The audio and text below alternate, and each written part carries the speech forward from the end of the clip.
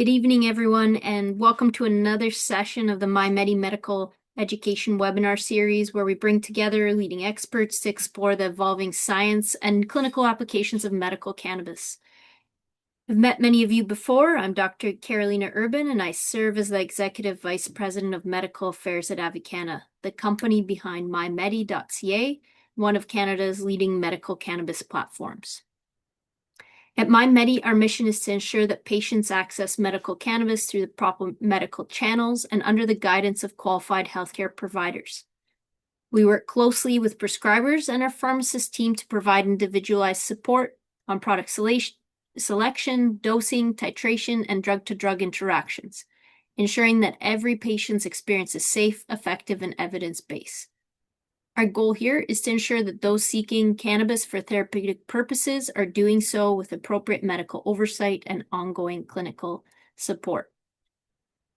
Before we turn our attention to our speaker, I would like to let you know that today's presentation is being recorded and will be shared on our free medical education hub, Avicanna Academy.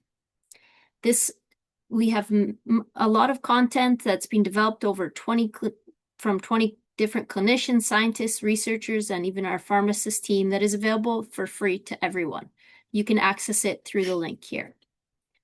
We'll also post this for your availability in the next several days if you want to revisit the presentation or share with colleagues. We will hold a question period, so please put your questions into the Q&A, and Dr. Evan Lewis will do his best to answer all of those. Finally, at the end of the webinar, we will send out a short survey to gather your feedback and help guide future sessions. I would also like to introduce you to SimplyMed, which is our clinic finder tool that helps patients identify healthcare providers, helps patients find healthcare providers that have a high level of comfort and knowledge on medical cannabis prescribing. Patients can be directed to the page and are connected to verified prescribers who can evaluate whether they are eligible and would benefit from medical cannabis.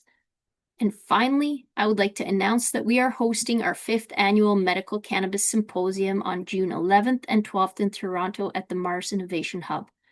We'll provide you with more information via email following the webinar, and even some of the speakers that we have coming this year. Now, finally, let's turn our attention to our featured speaker. I'm extremely excited to have Dr. Evan Lewis here today. Dr. Lewis is a world-renowned neurologist and clinical neurophysiologist with academic appointments at the Hospital for Sick Children and the University of Toronto. Over the years, we have continually witnessed and heard from patients about the impact that Dr. Lewis has had on patients' lives, from his willingness to listen, to evaluate new therapeutic modalities, and his neuroscientist's curiosity to challenge the status quo of prescribing. Furthermore, Dr. Lewis's years of experience and analytical mindset has allowed for him to collect data and document the dosing and titration guidelines from various clinical applications, such as epilepsy, chronic headaches, concussion, and functional neurological disorder. I truly believe that Dr. Lewis's compassion for patients, combined with his endless pursuit of understanding and knowledge, makes him one of the leading experts in the field. We are truly excited to get the opportunity to learn from his experience and willingness to share his perspective. Without further ado, welcome Dr. Lewis. Hi, everybody, and thanks, Carolina, for such a warm introduction. I really appreciate that. Those are really nice words. And thank you to Avicanna and Avicanna for hosting this tonight, and MyMedi as well. It's a great topic, I think, and my intention is for this to be very practical for everybody. So let me just share my slides here. There we go. Okay, so is that showing up on the full? Just to make sure that's showing up on the full slide deck. Yes. Okay, perfect. Good. Um, okay, everybody. So what do we have in store for you tonight? The idea for tonight is to, again, make this very practical. And we're going to walk through a case and show exactly how you would dose medical cannabis oils in a particular case. So that's the topic for tonight, quite specific. If you don't have a lot of experience doing this, that's not a problem at all. This is aimed at kind of the new prescriber, but also can kind of reinforce somebody who's been prescribing for some time as well. So that's just me. I think, Carolina, again, thank you for the kind introduction. Just some things to highlight for me, for those who don't know my specific work in cannabis. It started probably before 2013, but I began to develop some initial interest within epilepsy for cannabis, or cannabis for epilepsy rather, when I was training in Miami, because that was one of the site of the Epidiolex trials. And then when I founded my clinic, I began to focus on treatment, specifically in epilepsy, and that ballooned out to many different situations in neurology. And since then, I've just accumulated quite a lot of experience, simply because of the timing, I think, and my general interest. And that really gave me the privilege to work with a lot of different patients for whom I'm very thankful for the knowledge they've imparted upon me in order to share this in a cumulative manner with all of you tonight. So, very briefly, what are we covering? I'm going to very quickly talk about some of the history of cannabis for epilepsy, just to give us some context. Then I'm going to talk about guidance in dosing. Where does it come from? Where do we get this from? And how is it that I'm going to be able to walk through cases with you with some very specific numbers? Then we'll do that with the case, and then I'll probably leave it for some questions and answers for the group. So, the important thing about really understanding cannabis and epilepsy is kind of having to know where all this came from. Like, well, as an example, just specifically with epilepsy, because it tends to be kind of the hallmark condition for which we use cannabis. So if we look back to kind of its very early use, it has quite a storied history. And that goes back all the way to Ayurvedic and Persian medicine in 1000 BCE, so 3000 years ago. There's documented use that we find here archaeologically. And then if you kind of move forward, fast forward a big leap into the 1800s of the Common Era, O'Shaughnessy and Gowers have, from their medical experience, documented use in epilepsy using cannabis. And things were present there and a bit quiet until really the 1960s. And this was kind of that era of discovery, I kind of say, in trial, where we started to look at cannabis a bit more seriously. And Raphael Mechoulam in Israel isolated both CBD and THC with his group. Over in Brazil, the first anti-seizure treatment with CBD was done in rodent studies, and then the actual first human clinical trial, 1977, where 7 out of 8 patients responded to doses of CBD in terms of improvement of their epilepsy. Um, the work from Raphael Mechoulam and his predecessors in their lab, that went on throughout time and into the 80s and 90s. We start to discover, again from his predecessors, and people who knew his work, the discovery of the endocannabinoid system. And this is where the receptors and ligands were started to be discovered. And this gave us those mechanistic insights at that time. Um, Looking at kind of the stage at which kind of more modern treatment begins, spurred by studies that kind of began to develop the basis for by which CBD and perhaps some of the other cannabinoids could modulate neuronal excitability happened, which led ultimately to 2012, 2013, a very, very important time for medical cannabis. This really was the pivot point, I think, that thrust cannabis into the scene when Charlotte's Web, a particular chemical variety of cannabis, was the oil of that plant was given to Charlotte Figi, who was an individual with Dravet syndrome, who responded to CBD and the CBD component of this. And that was a big story from Sanjay Gupta on CNN, who broke that story. And this really thrust medical cannabis into the light of the public. And the Epidiolex trials came on the heels of that story in the public. That went through the mid 2010s.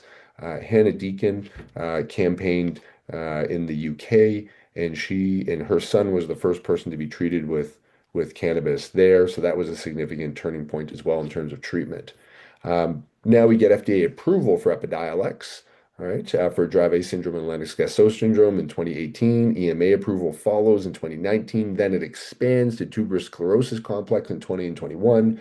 And we have our CBD isolate era. So this is really the timeline of utilizing CBD specifically without the other cannabinoids for the treatment of epilepsy. Health Canada finally approves Epidiolex in 2024. And we're kind of heading forward here. But what about the extracts, right? These are the components, these are the oils that have CBD plus the other components. Concurrently, we get several observational trials, a lot of real world evidence, some pretty interesting studies on quality of life. And coming down the pipeline are two big clinical trials, one in the UK and one in Canada, that's going to look at CBD and THC in combination. All right. So this is to be determined. Throughout this whole time, what's going on with the mechanism? And this is actually an interesting parallel picture. So we begin to develop the ideas of the mechanism preclinically, with postulated action directly and indirectly on the endocannabinoid system. But really, the truth is, where are all these things headed? Well, the mechanism remains undiscovered, which results in variable dosing practices. And so, if I had to, I'll personalize this story in a little bit here to give some context as to why I came up with this dosing guidance textbook with the help of the Medical Cannabis Clinician Society out of the UK. But it was mainly because of this. There was just because we really don't understand the mechanism completely. It doesn't permit us to establish proper dosing practices. It's unlike other drugs that come to market. Other drugs come to market from the bottom up, from very specific studies in the preclinical level. You derive the mechanism, and then you can derive the dosing. So really, where are we headed? We're heading into more treatment, but we really got to figure out the mechanism and some dosing practices. So I think from my perspective, that is what's kind of on the horizon, is a way to standardize dosing, because there is a sufficient number of clinicians now, that are utilizing medical cannabis all throughout the world, all doing different things. So I think this is kind of what's going to happen in the next, 2 to 5 to 10 years. And this is somewhat of a first step in trying to support the community to do that. This is the textbook that I mentioned, that was conceived by myself and put together with the help of Roan Thompson and, again, the Medical Cannabis Clinician Society. So this dosing guidance does look at some of the theory, the ideas, works on kind of on the clinical level, how do you approach a patient, and we cover 12 specific indications in the book. But first, I'll tell you more about where this kind of came from, like why is it important? I kind of laid that out a little bit, but also where did I conceive this from? For me, in my practice, I was utilizing medical cannabis all throughout the 2010s. And what I started to notice kind of, after rescheduling in the UK and Epidiolex became available, at that point, there were enough physicians were convinced and healthcare practitioners were convinced that this would be a treatment for epilepsy and a treatment in other conditions. And in the 2010s, I felt I was teaching a lot more about why cannabis might work, how it might work. It was a little bit of not convincing, but there was a lot of skepticism out there, and it was more about teaching about the endocannabinoid system and that there is a system that we can target with cannabis, etc. Uh, and then what happened was this interesting shift in the 2020s for me and in who I was working with. All of a sudden, there were so many more questions about dosing. I think because there was a sufficient number of healthcare practitioners who were convinced and ready to now utilize it, but there was nowhere to go to figure out what you wanted to do for dosing. You had to either scour the literature, combine from multiple different studies, dosing, or you had to find a colleague who had experience and learn from them. And that's so much work for practitioners who already had a busy enough schedule. Given I had a head start on this, I had already compiled a lot of this and thought, we need a dosing handbook. And it actually was 5+ years ago when I first conceived that this would be something that would be useful for the medical cannabis space. So we started to develop the draft. We expanded our conditions as there was more interest in more conditions. Finally, in 2025, we were able to compile the first edition, which was released electronically and on PDF. And now we have a hard copy. And coming up in 2027, Rowan Thompson, Dr. Thompson, is leading the charge in putting together a book that's going to focus a little bit more on flower and terpenes, so the inhaled side of cannabis and some dosing standards from there. Here are the various conditions covered in the book. So, 12 kind of select conditions. This is mainly based on the patient population that I work with and others as well, and those that have the most or supportive evidence for cannabis out there. So this book is a compilation primarily of all of the evidence that exists, synthesized as the priority for the dosing guidance and then kind of as a lower priority was less case reports, case series, some more anecdotal work, and then below that was in discussion with colleagues who have experience, and then kind of synthesizing all of that from that top-down approach to produce the dosing protocols that exist in this book. And why am I talking about the book? Well, we're going to focus on epilepsy today, and we're going to use the dosing tables specifically from this book to work through a case. So the idea there is to show everybody that standardizing a dose and having a consistent approach is really important because we do that in all other aspects of medicine. It's just in cannabis we kind of don't do that, and it's a little weird and it's a little strange, given that it's a very powerful medicine. So the idea here was really to take from all the confusion some degree of organization and align some of that for everybody out there such that you can have a standard approach. And that was the big thing for me with dealing with patients. I had to do this right away, very early. Why? People were coming to me with various different regimens, and I found that I wasn't certain about my outcomes. I didn't know. I had no way to balance my outcomes because 10 different patients were on 10 different doses of 10 different things for the same condition. So by standardizing my approach, that removed the element of variability there. So at least I could standardize to some degree, and then I could better track the outcomes of all the patients. So, if you like, you can grab a PDF here, follow along. But for sure, grab a pencil. Make sure you got a pencil and paper next to you right now. Take a second to grab one because we're going to work through some of these and I'm going to ask for your answers. And we've got some polls for the answers too. So again, this is meant to be very interactive and to help everybody with the actual dosing of oils as you approach these patients as well. Okay, so we're gonna get right to it. So here's the case. We're gonna model this after one case. And then if you work through a case like this and you see the dosing tables, you'll be able to then apply this to any of the other situations if you do have a copy of the book or any other situations in which you're scouring the literature and looking for different ways to dose for the patients that you're seeing for their different indications. Okay, so first off, just to give a little bit of background for the drug-resistant epilepsy, for those out there around you who might not know or who know, this might be a bit of a refresher.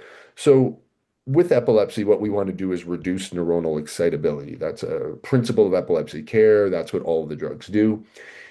This is still a strong paper from 2020, and there were three predominant mechanisms that were proposed for how CBD does actually act to reduce the neuronal excitability. Again, a lot more has been discovered about this, but kind of very high level, these three mechanisms through GPR55, TRPV1, and adenosine transport, each one of those do ultimately reduce excitatory neurotransmission and thus seizure activity. So that's kind of broadly how it works. This is a nice way to conceive of this. Okay, this is what has always been fascinating for me about cannabis. Is that if we look at the non-cannabis anti-epileptic drugs, so we're looking at our conventional kind of anti-seizure medications, this is just showing the various targets here, right? So on excitatory neurotransmitters, we want to block all these things because that's going to reduce excitability if we somehow block all of these. On the inhibitory side, we want to promote these things because promoting inhibition Making something more inhibitory, more negative, will make it less excitatory. So we want to promote this side. So these are other receptors that are targets for anti-epileptic drugs. So these are conventional drugs and they cross over, they have mixed mechanisms. So some of these drugs can act on one of these receptors, like levetiracetam, for instance, works on the SV2A receptors here. And some have crossover and synergistic effects. Okay, well, when we're talking about cannabis, cannabis works on the endocannabinoid system. So watch as I transition this slide. We're going from the conventional targets to the cannabinoid targets. And you can see that they are completely unrelated. There's no crossover. So that is why cannabis is, for me, such a powerful tool in a neurologist's toolbox or a psychiatrist or any physician working in this type of field, um, because it's a unique tool with a unique function, that if I go back and I show you here, right, doesn't hit the targets of the conventional seizure medications. So in some people that specifically respond to cannabis, it's because these targets are the necessary targets to help with that epilepsy.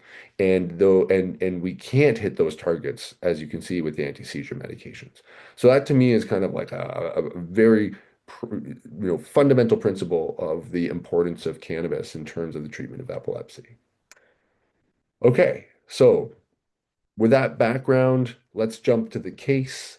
All right, so this is a case of a 2-year-old female, okay, who weighed 13 kilos. We'll come back to this information here, but you might want to jot down some of these things, okay, because we're going to get into our calculations shortly, okay. Um, and here's some previous treatments. This is just a high-level summary. Well, let me give you a bit more detail. So she came to me when she was 2. She was a previously healthy, developmentally normal twin, and she had just this explosive onset of seizures, tonic and generalized tonic-clonic seizures. They were occurring in frequent clusters.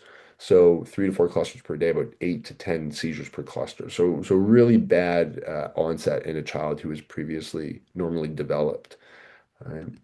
Um, so when we see this in kids, we are very aggressive and we try to stop these seizures. So I had some response with valproic acid. We were able to control the daytime seizures, but not the nighttime seizures. And subsequent additional medications such as levetiracetam and topiramate didn't work. And at that point, again, it's urgent in these cases to suppress the seizure activity so you can normalize the EEG, which we're going to see in a bit. And so that's why you're going to jump to fairly aggressive extreme measures like a surgical workup, and that was already in the works and planned for this child. Her MRIs and investigations were all normal. We could not identify an etiology. This is not totally uncommon. Unknown epilepsy is the most common cause of epilepsy, believe it or not. Um, okay, so what happened? Seizures persisted. The nocturnal seizures really were hard to control. She was having a lot of nighttime seizures. This put her at risk of SUDEP. And most importantly, her development began to regress. So that looked something like this. So again, she was normally developed. She was walking normally with no concerns. And you can see here she's quite ataxic. So this kind of stumbling, uncoordinated gait is called ataxia.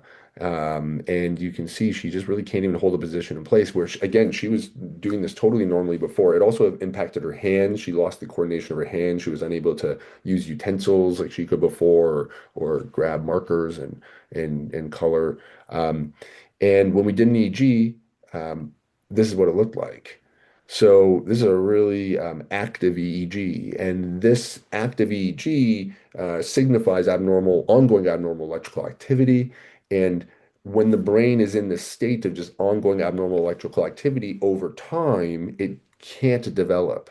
And when it can't develop, it ultimately begins to regress. And so Quinn's mom, Carrie, and she was very brave at that time as well. And ultimately, the decision was to try cannabis for her, given that she'd failed and we had surgery on the horizon. So could we try cannabis as a potential for her? At the time, she was one of the youngest patients for me, so this was fairly nerve-wracking to think about this and do this. And it was a different time in 2017, 2018, working with medical cannabis for kids at that time. Okay, so just standing back a little bit and kind of looking at some of the key principles that the dosing guidance is based on, which again is derived from the literature and derived from the evidence that we have out there.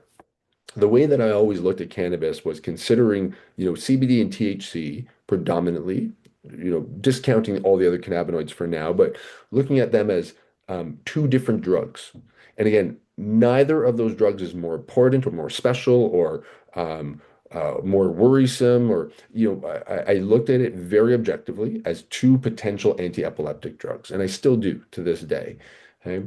Um, but what did the evidence base show? The evidence base showed most of the evidence was in CBD, CBD isolate. Remember, the Epidiolex trials were being published at that time.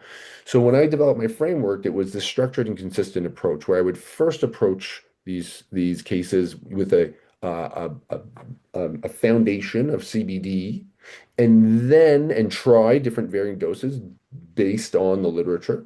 Okay. And if that didn't work, then move to THC and then start to layer on THC and do that in various different ratios, again, based on what the literature had shown and kind of what the anecdotal experience had shown.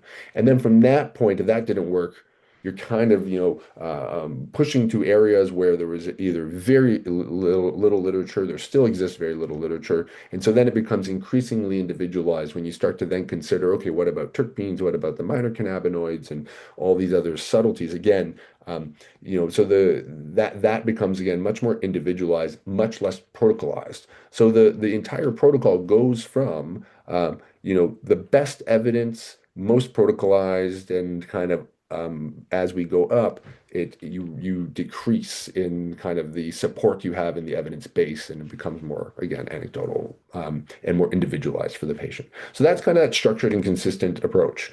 Okay, so what does it look like for epilepsy? Well, let me show you the phase one here. Okay, so the phase one of epilepsy dosing, okay, is to establish your CBD baseline. And that is splitting CBD into BID and also looking at two different categories. Okay, so in the medical cannabis oils dosing guide, um, we don't split adult and kids. It's completely weight-based. So anybody that's less than 30 kilos, we do weight-based dosing. Above 30 kilos, it goes to absolute dosing. And there's some nuance as to why we picked that number. It's based off the epilepsy research that exists out there at the point at which we go from children to adult dosing. So that's why 30 kilos is picked. Okay. And there's no THC to start. So that's phase one. Okay. So how is this arranged in the book? So this is how we've arranged all of the dosing in each chapter. Okay. Every single indication is approached in a phased approach. So the epilepsy protocol has 5 phases with certain subphases. So phase one of the epilepsy, as I just showed you, is in a schematic table like this. Okay, so let me guide you through the tables so we can go forward and use them. So on the side is the weight. So here we're going to split into less than 30 kilos, more than equal to 30 kilos. The orange side here, these two rows constitute the CBD dosing. And then the right side here constitutes the THC dosing for phase one. And if there's any specific notes here, those are stated. Okay.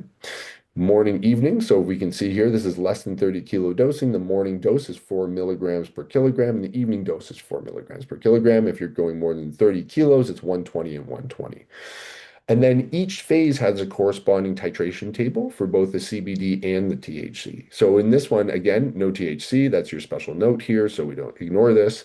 On the CBD side, it says exactly what your starting dose should be. So 1 milligram per kilogram per day. The frequency of increase, so up weekly, how much you do that weekly, and what your target dose is, right? So this target dose, 8 milligrams per kilogram, is 4 plus 4 over here. Okay, so that's to guide you through this. So pretend this is your patient. You have this case, right? We've got to now initiate cannabis with the phase one. So we got to do our calculations. So let's get that first poll up. So everybody grab your pen or a pencil. Okay. There's two questions here. So the first question is, patient's 2 years old and has a weight of 13 kilos. So what is the daily dose of CBD in milligrams that's required for this patient? Okay, if you are dosing for this patient here. And so go ahead, you can use the tables and calculate that and pick the best answer, right? So I'll give everybody a minute or so to work through that.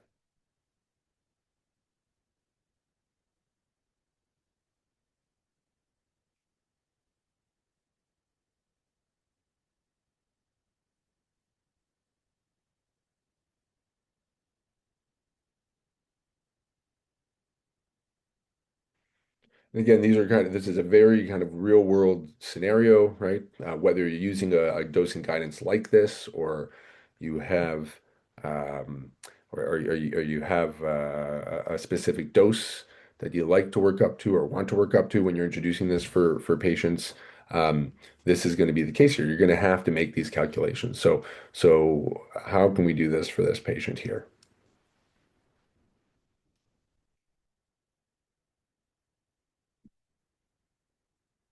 You got a variety of different choices here. Um,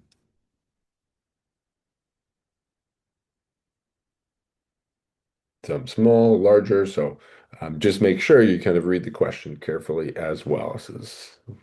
There might be some tricks to this question. It's in the language there as well. So just be cognizant of that.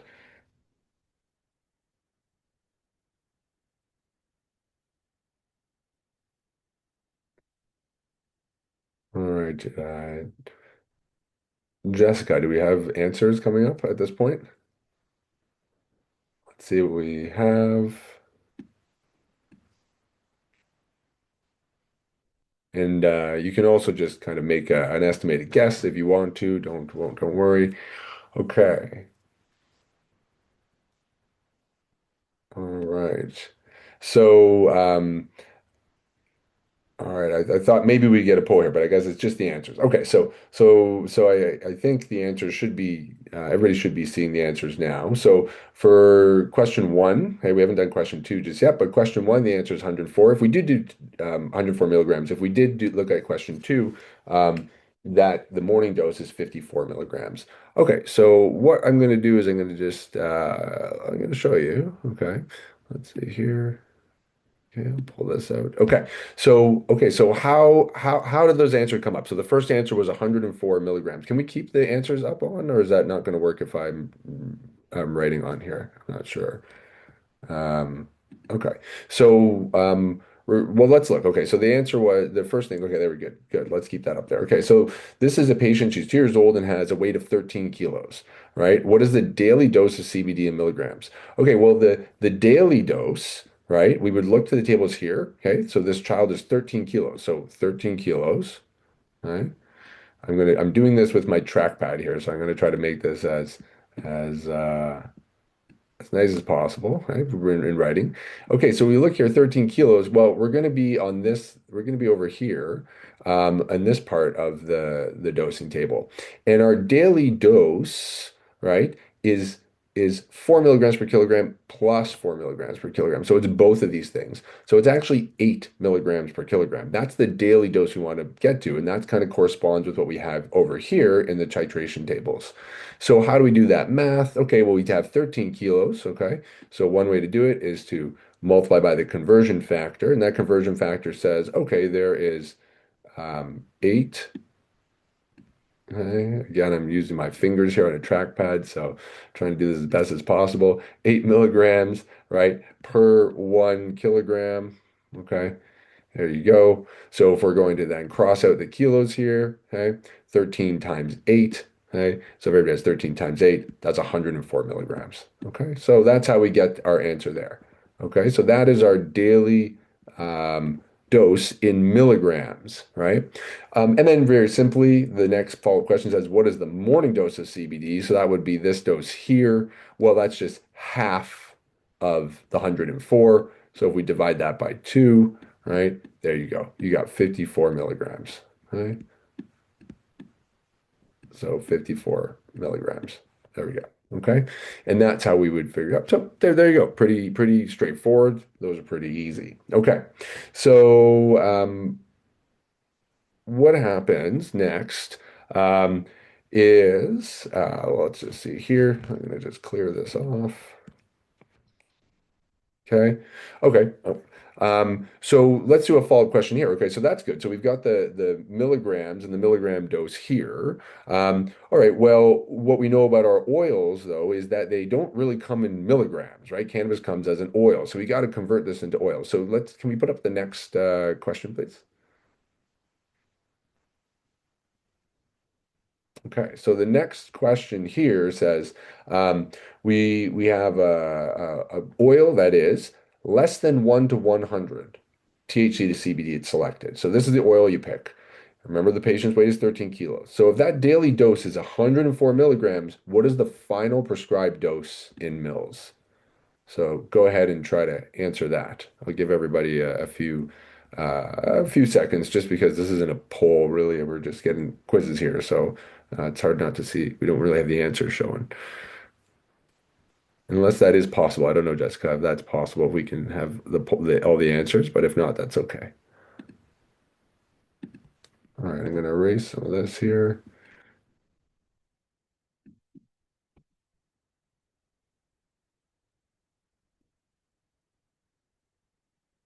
Okay, so what we're going to do here for this one, um, let me just continue to erase this. Okay. Okay, I'm going to start writing red on this one. Okay, so couple things here. What does it mean to have an oil, right, that is less than 1 to 100? All right. What does that mean? Okay. Well, what that means, okay, is that the CBD composition is 100 milligrams per mil. Okay. So that's what that means. All right. When you look at this ratio here, this is the THC to CBD. CBD is always the second one by convention, or should be, and by convention, and that means 100 milligrams per mil. Okay. All right. Well, if our daily dose was 104 milligrams, right? So it was 104 milligrams per day. This is very difficult to do on a trackpad. Right? Right? And our concentration is 100 milligrams of CBD per mil, right? So what we do is very simply here, right? We would take that concentration, okay? There it is here by 1 mil, okay? Milligrams crossed with milligrams, okay? We did 104 divided by 100. That gives us 1.04, right? ml, right? So ml per day. That's per day. Okay, but remember, what did the question ask? Okay, the question said, if the daily dose of CBD is 104, what is the final prescribed dose in mLs? So you could prescribe it like this, 1.04 mils per day, but then your patient might take all of that in the morning. Remember, that's the per day. So if we want to get to the proper dose corresponding to 4 milligrams per kilogram in the morning and 4 milligrams per kilogram in the evening, right? Well, we've got to divide that by 2. And if we divide that by 2, we get 0.52 mLs BID twice a day. Okay? And that's your answer there. So this number here would be divided by 2. Okay? And so your morning dose that corresponds to this is 0.52 mils BID. So very real world situation. Some of you might say like, well, what about this THC here? Well, when we have less than 1, typically you can make this negligible. The THC can be negligible with these oils in most cases. But something to look out for, sometimes that might not be negligible if your dose is really high. So clinically, you might want to look out for something like that. But in all my experience, when I've got such a low amount of THC here compared to the high amount of CBD, it really doesn't have an impact. Okay, very good. Okay, so good. So we've got our first dosing through phase one. Um, okay, so in terms of the real case, what happened? Well, in terms of this case, that's exactly what I did. So I used at the time, a broad spectrum oil. It was 1 to 100, right? And I dosed up to 8 milligrams per kilogram per day with that negligible THC. What happened in this case? She had amazing outcomes. She became seizure free. Okay, and that lasted till September 2019. What we noticed was seizures stopped almost immediately. Her development normalized, and she had very little side effects.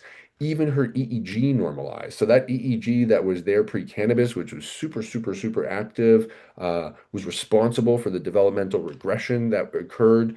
Um, Post-cannabis, it looked like that. Okay, and that's these are the actual EEG shots from that time.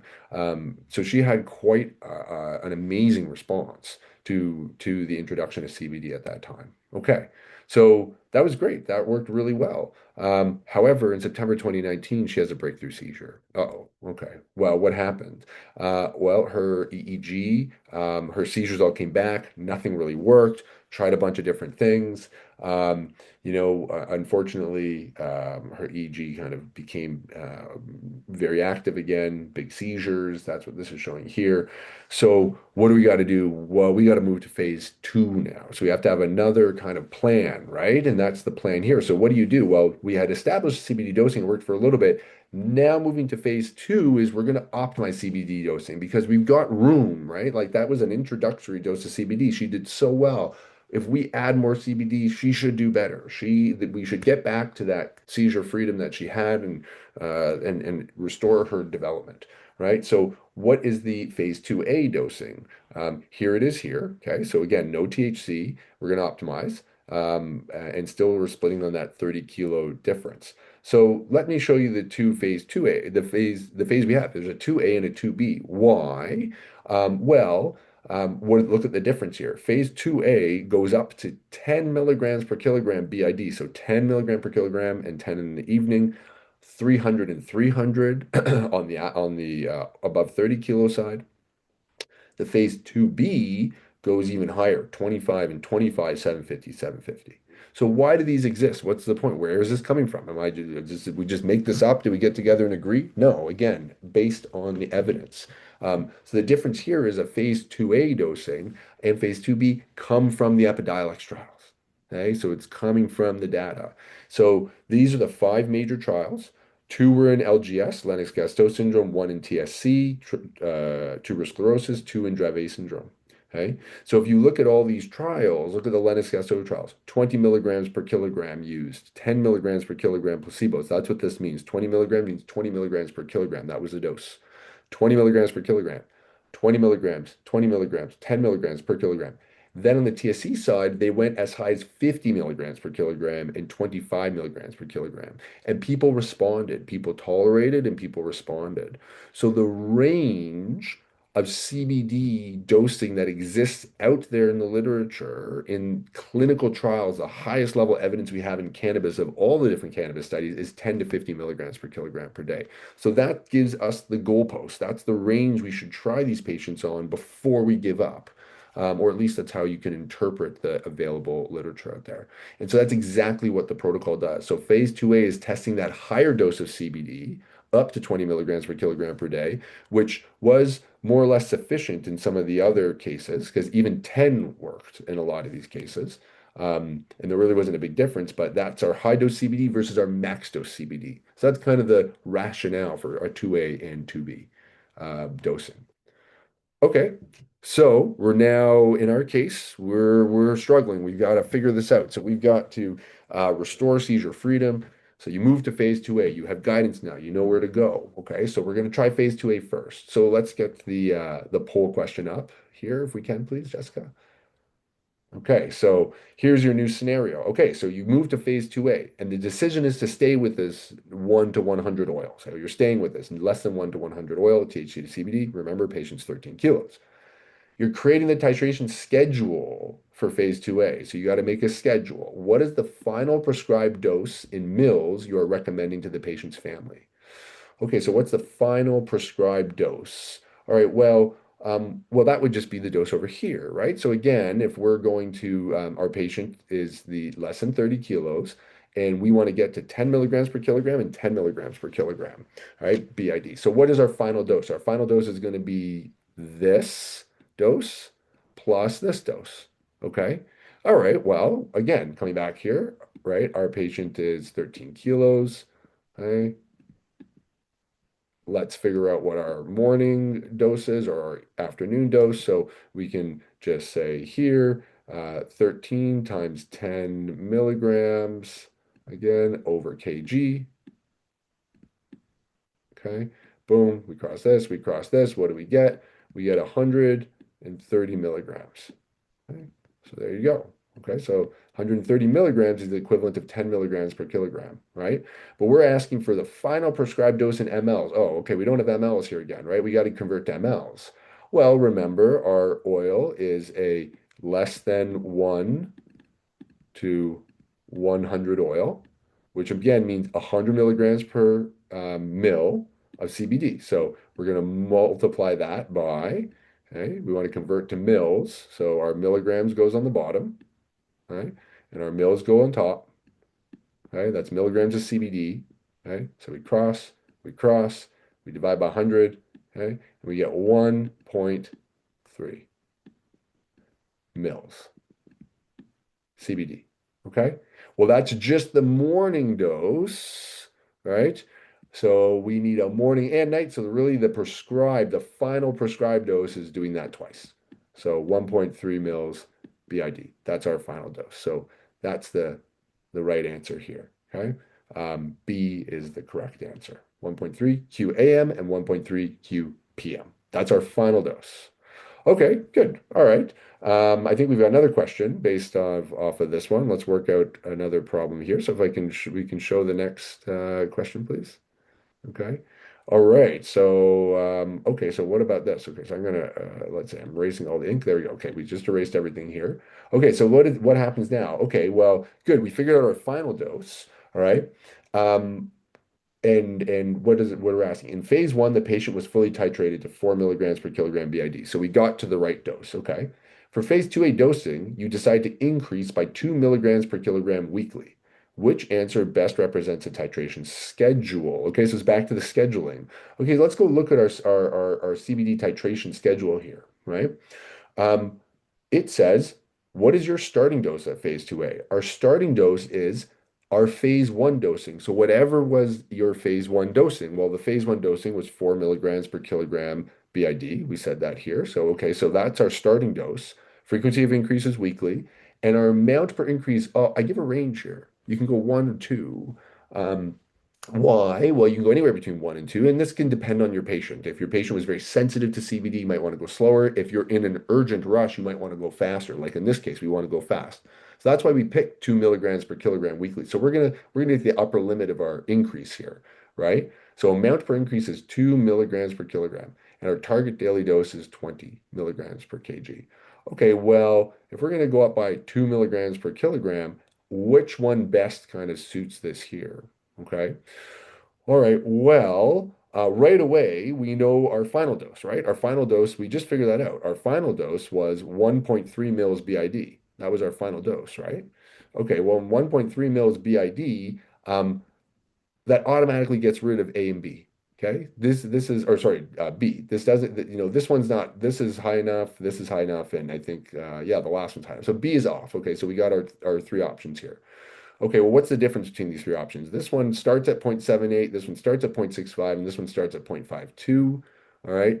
So if we just figure out our first dose, we can probably pick the right answer here, and then the rest of this will make sense. So what is our first dose? Okay, so I hope you've had some time to think about this.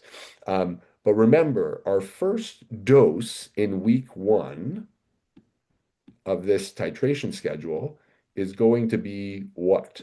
Right? Be careful here. Okay. Week one is not for, if we can close the poll for a second here. Yeah, let's not give away the answer. Okay, so 4 milligrams per kilogram. No, that's not week one. Okay, because that was our starting dose at phase two. So our first week one dose in this is 5 milligrams per kilogram. That's going to be our starting dose. Okay. Um, that's our starting dose here. All right. 5 milligrams per kilogram, BID, right? Because this was 4 milligrams per kilogram BID. That was our phase one dose, if we remember the poll. So the phase one table. So this is 5 milligrams per kilogram BID. Okay. So we've got to figure out what does this translate to. So again, you just do the exact same math here, right?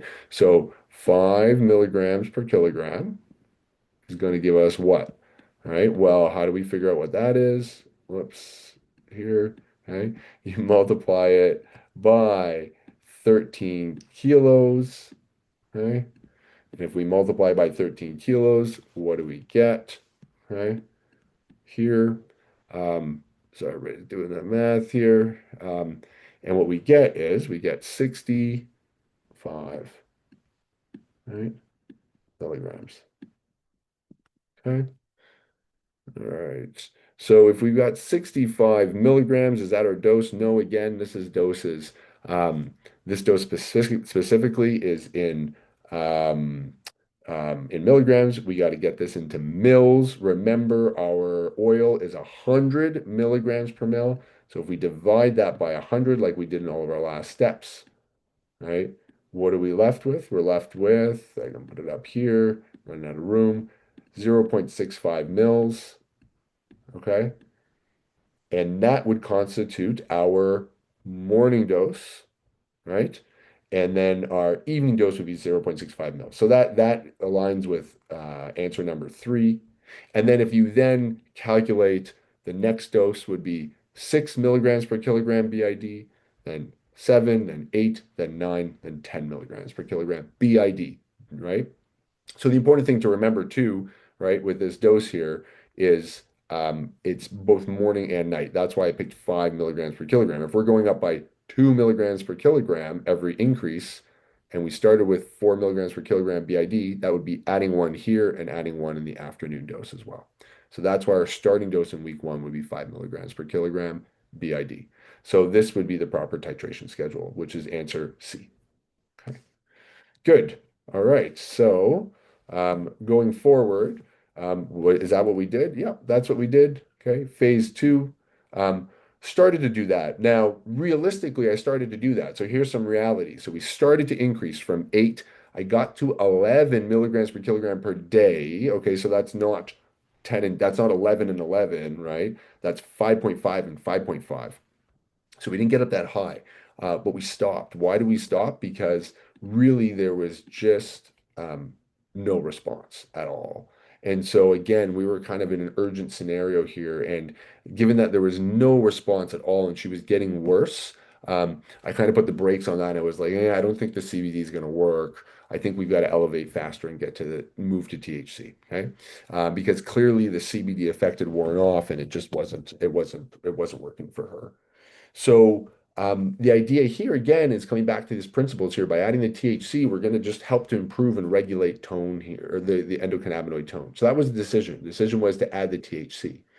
So that's where we jump to phase three, okay, of the dosing protocol. Phase three, what we do is because the CBD is essentially high, the idea is to add THC and bring the CBD down a little bit to kind of make the ratio of CBD and THC a little bit closer together.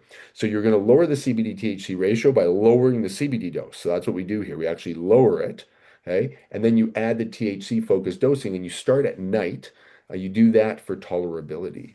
Okay.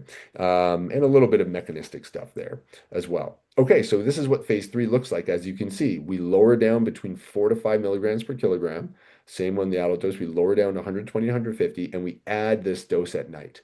Now there's actually information on the THC titration tables. We have a starting dose here, we have an amount per increase, and a target dose here as well on the titration table.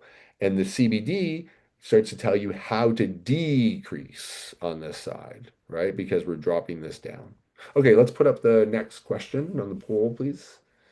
Okay, so now in phase three, we're adding THC. Now we're using a 25 to 0 oil, right? What does that mean? Well, same idea. That's THC. So this is 25 milligrams Oops, per mil. Okay, right? Okay, so we have this 25 milligram per mil oil, and we titrate the THC component as per protocol 3, phase 3. Okay. So as per your titration schedule that you come up with a schedule for the family. This is what we're going to do. We're going to do weekly increases, right? We're going to start here. We're going to go up by this much until we get to our target dose. Okay. So which answer best fits with the initial and final doses of the 25 to 0 THC oil? Okay. Presume the oil from the CBD is negligible, right? So remember that CBD oil has a little bit of THC, so we can ignore that. Okay. So we're just going to focus on the THC side of things here, right? And just the contribution from the THC oil. So how do you go about doing this one? Okay. Well, the initial dose is right here, 0.04. So 0.04. Okay. I'm not going to write out all of the units. I think we're pretty good at this point in time, just for the interest of time and my fingers getting sore doing this on the trackpad. Okay. But 0.04 milligrams per kilogram per day. All right, I'll write it out a little bit here, write it fast. Okay. And what we have here is we multiply that by 13, because remember, her weight is 13. That's going to give us our starting dose. Okay. So we do that. What do we get? Okay. We get 0.52 milligrams. Okay. Not mils. What do we have to do to convert to mils? We divide by 25 milligrams, which is our our THC oil concentration, remember? So divide by 25. What do we get here? We get 0.02 mils. Okay? There it is right there. So that's our starting dose. You can always work backwards to make sure that multiplies to give you 0.52 milligrams. Okay. Um, so if we can put the question back up, please. I think it just disappeared for me. So the next one, so then if we want to know our final dose, well, our final dose is 0.2 milligrams per kilogram. So we do the same thing here. You would put 0.2 milligrams here, you would multiply by 13 kilos. You would find that gives you 2.6 milligrams if you did that math. 0.2 times 13 gives you 2.6 milligrams, divide by 25 milligrams, and that's going to give us 0.1 ml. Okay. So our answer for this is going to be A. 0. Sorry. Yep, sorry, A. 0.02 and zero point 0.1 mLs. That's the first dose and the last dose. Okay. And then our last question here is we instruct the patient, right? What we want to do now is we want to lower the CBD component to 5 milligrams BID. Okay, so we want to get it back to here and here.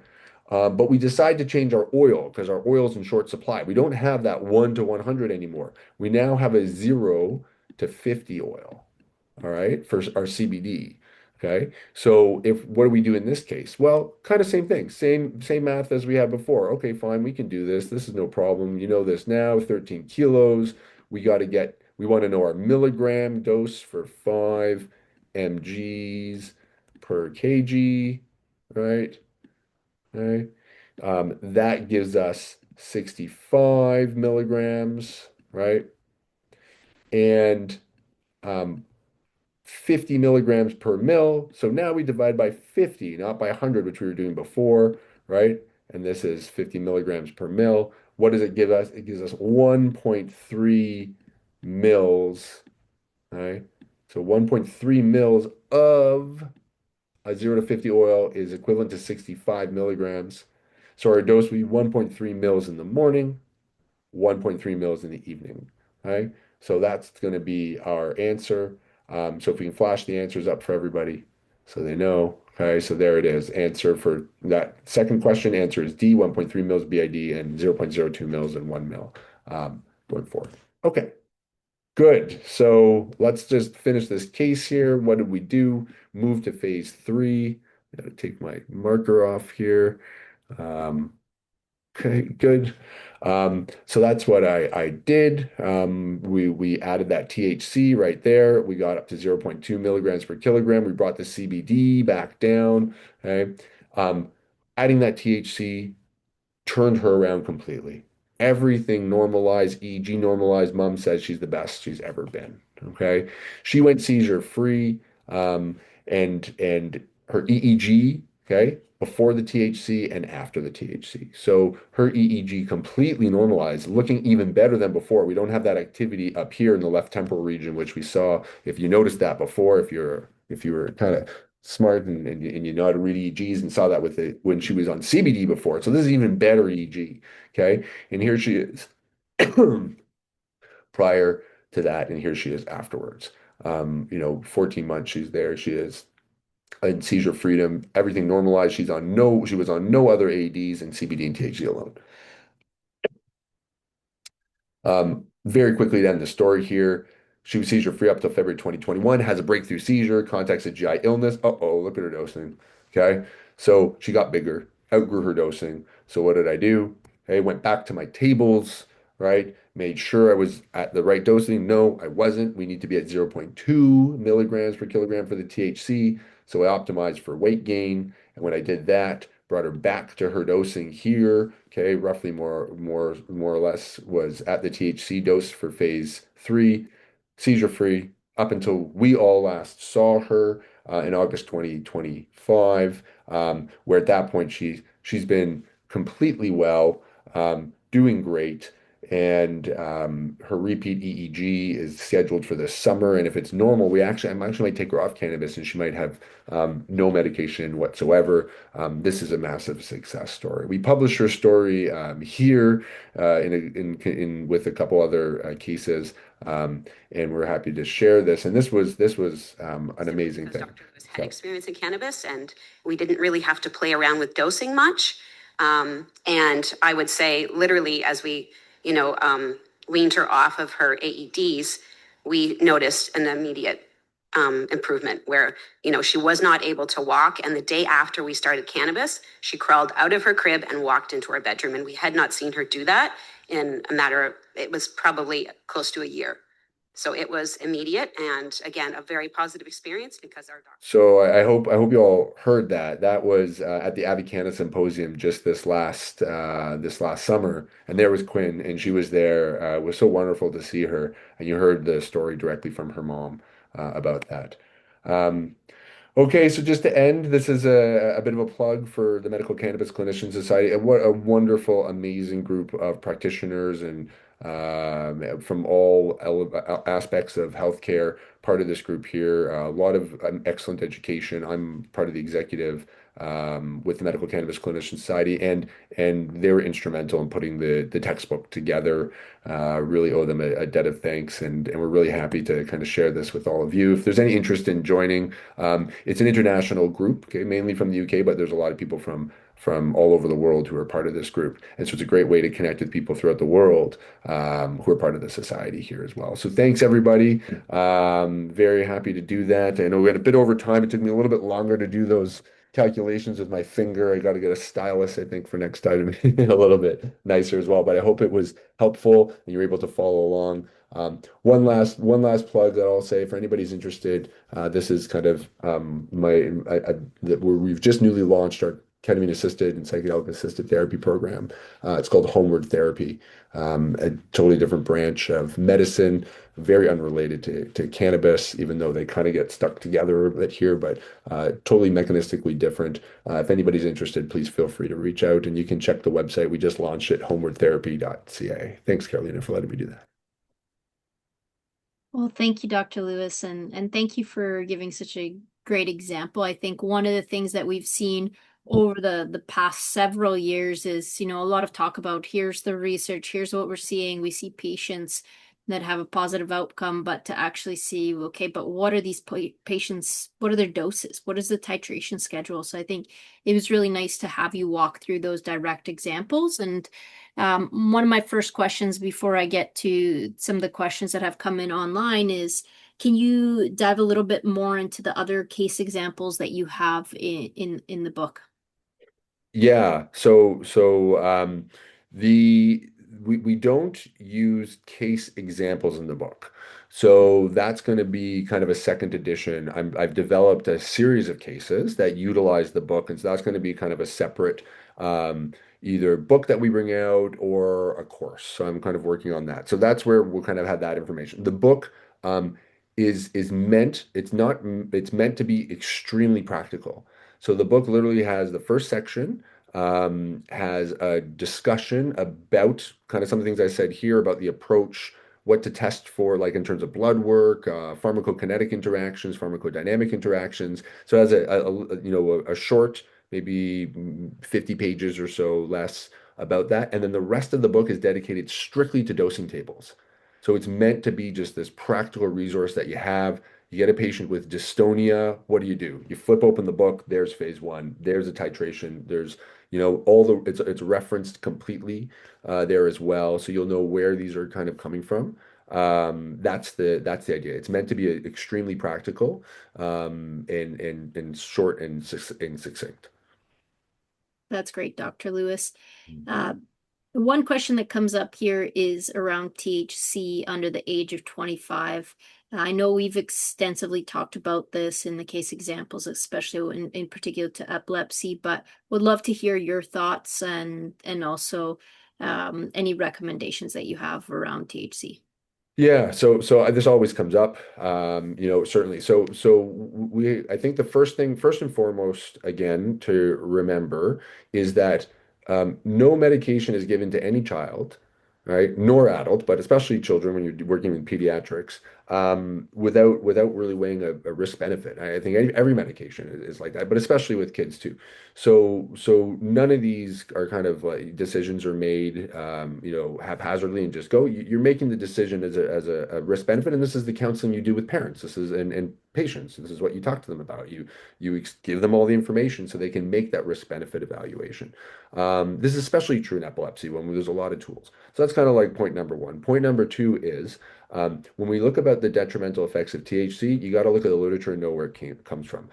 All of the detrimental, or detrimental is maybe the wrong word. All of the evidence that supports that THC does have um, impact on structural changes in the brain, behavioral mood changes as well, um, and cognition. So that is well documented. It's there. I'm not refuting any of that. I'm supportive of that. But it all comes from the recreational data.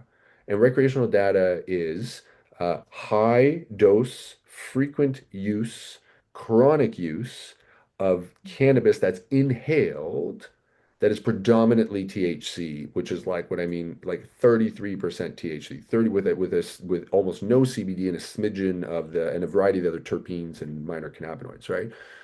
It's a different, you're talking apples to oranges when it comes to utilizing this in the context of epilepsy, right? On top of that, when people are out smoking and using recreational cannabis, you're not under the auspices of a doctor. There's no one monitoring you. You're just doing this. So, like any other drug, and this is why we have to kind of remove ourselves from this and just think of THC more objectively as a medicine in these circumstances. If you're dosing it as an oil, it's controlled dosing, you're monitoring it with blood work and check-ins with the patient. If the patient suddenly starts to feel unwell, like any other drug, you're going to use your clinical acumen and you're going to remove that drug if you think it's an offending drug that's causing side effects. And you're going to do that early on. Therefore, you're not going to get these persistent long-term effects that we see in the recreational data. It's a complete apples to oranges. It's disingenuous in its comparison, and I'm pretty strong on it now. I used to kind of cower a little bit, afraid of what people would say, but I will stand up to that because the evidence just doesn't support that medically supervised use of THC with the right clinical approach in people who have understand its mechanism and its expertise is a drug like any other. We have so many drugs that are just as bad and just as, potentially poisonous as THC can be. You just have to be smart about it. And then to the last point is there is no supportive evidence whatsoever that shows that chronic use of THC in a medical context causes the same outcomes that it does recreationally. It's not there. Thank you, Dr. Lewis. I mean, it was a fantastic answer and also speaks to the difference between adult and medical use or adult use that, as we call it, or recreational in versus medical. And I think that sometimes those lines get crossed and blurred, especially when it comes to the context of using cannabis. What we saw today was you talking about specific cannabinoids, CBD, THC, and not just generally medical cannabis or cannabis alone. And I think that differentiation is also kind of lost in translation along the way. So I Yeah, appreciate you taking the time to answer that. yeah. My last question when it comes to, today you walked us through cannabis oil, but the Mhm, next step is, well, how do you select a cannabis oil for a patient? mhm, And mhm. and what are some of the considerations that you make when you're sending a patient to select a cannabis oil? Yeah. So if you look at the tables, and I'll speak to the tables because that's what I'm kind of promoting as an approach, is that if you, I didn't actually point out, but if you notice, I kind of said on the CBD column, I'm looking for oils that are predominantly or almost wholly CBD, and on the THC, I'm looking for oils that are predominantly or almost wholly THC, because I'm just worried about the CBD and THC. That's not true when I say worried. Like, I've obviously been in cannabis for a long time. I'm very concerned about the minor cannabinoids, terpenes. We can get into the nitty-gritty there. The point being is the space is so chaotic that these tables were meant to just to provide some organization within the chaotic mess that exists out there, some standardization. So if we're to focus on all the different cannabinoids, you can't make right or wrong. You can't make any clarity from it. So by just looking at CBD and THC alone, at least you can standardize that. So when I pick an oil, I'm literally doing that. I'm trying to utilize mainly just CBD and mainly just THC when I introduce either component. Whether that means using an isolate or a broad spectrum or a full spectrum is fine. But I'm more focused on just the CBD and THC amounts because it's too hard to standardize the rest of the stuff right now. So I'll do that. So that's kind of point number one. Point number two is cost. In the end, it just comes down then to cost. Who's offering discounts? What's available out there for patients? So CBD and THC, the primary focus. I want oils that predominantly have those, do not have the other aspects, and then it's going to be cost. As we move to the other phases, I didn't show that in this presentation, excuse me, but as you move to phase 4, 5, as I kind of alluded to, now I'm going to start to introduce different oils with different minor cannabinoids. And that Mhm. becomes so anecdotal and so individualized that you're only really getting there if you've been an experienced cannabis practitioner for some time. So then you kind of maybe have your own oil. So it's more to focus on the your own oil choices, more to focus on the beginners, intermediate cannabis practitioners. Um, that would be my advice. Find oils that are predominantly CBD and affordable, predominantly THC affordable, and have some system that standardizes. If you're using my tables and the tables here, great. If it's another system, that's what I would recommend. Thanks, Dr. Lewis. So I think with time we'll finish up for tonight, and really looking forward to some future sessions that we have planned with you. And I know kind of unpacking some of those other chapters and case examples. Obviously, we appreciate all the time you gave today, but looking forward to continuing down the road and continuing to educate, right, on that application of cannabinoids within different patient groups. So thank you for your time. Thanks again, Carolina. And for those out there, if this is of interest, if it was helpful, please let me know. It will, inspire me and move me to make more cases, which we're working on, and I feel like that's the next step to really help people to bring this into the real world evidence. So hopefully, Carolina, we can do something like this for the people out there sometime in this year. Thank you, Dr. Lewis. Okay. Good night, everyone. Thank you for joining. Good night.